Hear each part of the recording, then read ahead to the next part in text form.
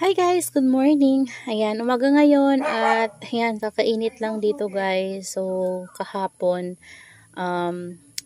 nagsimula yung ulan dito hapon and then hanggang ngayong umaga. So, kakatigil lang ng ulan and sumikat na rin yung araw.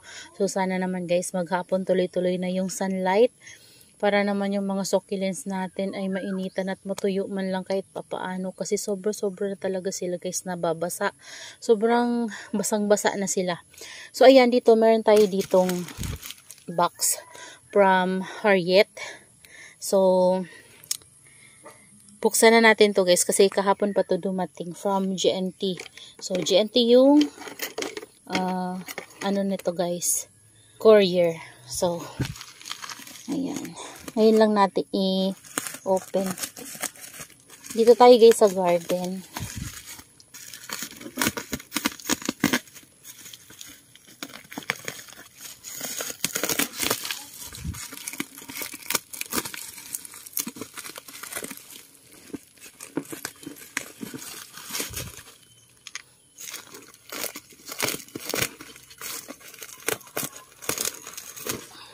Yan. Yun nga lang, medyo yupi-yupi. Kasi ganyan lang yung karap niya guys. Oh. Tsaka malambot kasi yung karton. Pag matigas yung karton, hindi ito mayuyupi. Sana safe yung plants natin guys.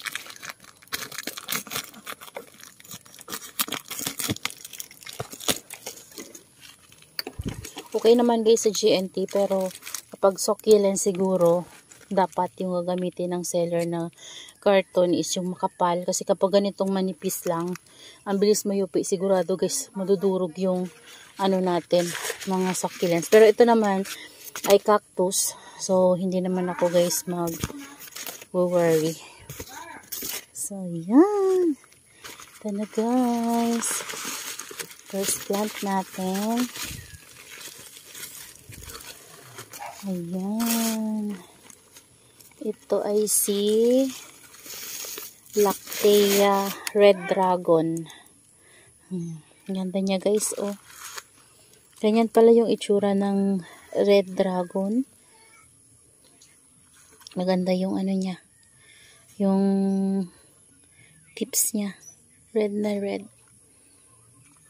Ayan. Yan yung ating first cactus. And tayo sa next.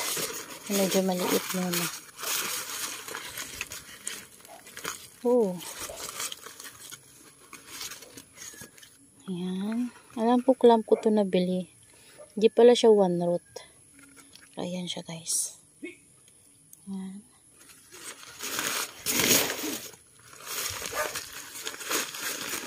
Ayan, ito yung kasamahan niya.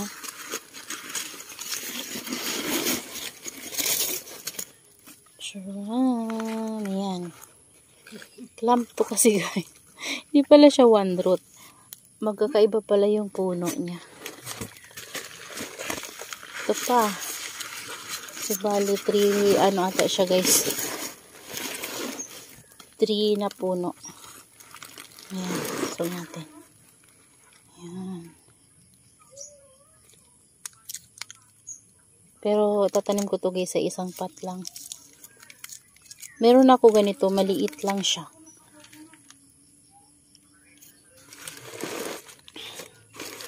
Next natin. Ano to? Ay, maliit dito guys. Ano kaya ito? May maliit pa. Sure. Kasama niya pa to guys, oh. Maliit.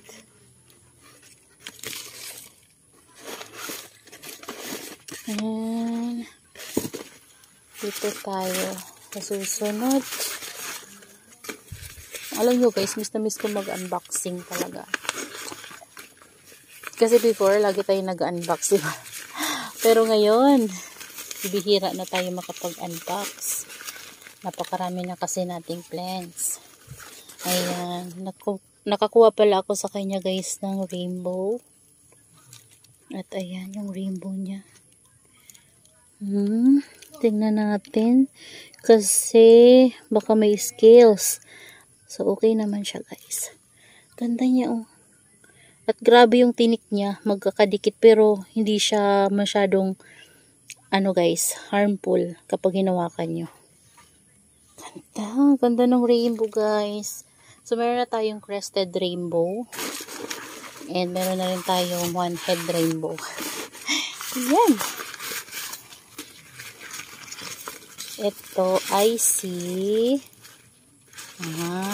Ito guys, oh. Hindi pa pala siya kalakihan. Nabangasan. Ayan.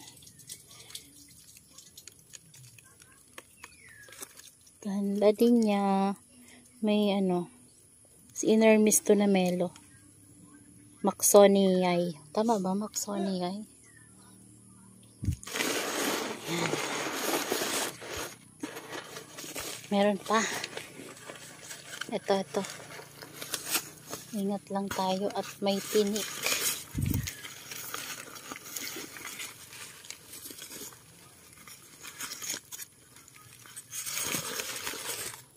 Charan! Ito na guys. Orange Melo. Yan kasi yung orange Melo ko, ang tagal maging okay nung crown niya. So, ito, kumuha ko ng panibagong orange Melo na maganda yung crown. At ayan. May mga seeds siya guys sa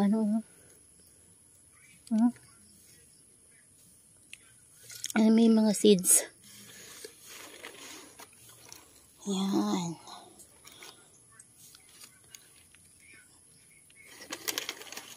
Ganda guys. Ito, last na. Last na natin to.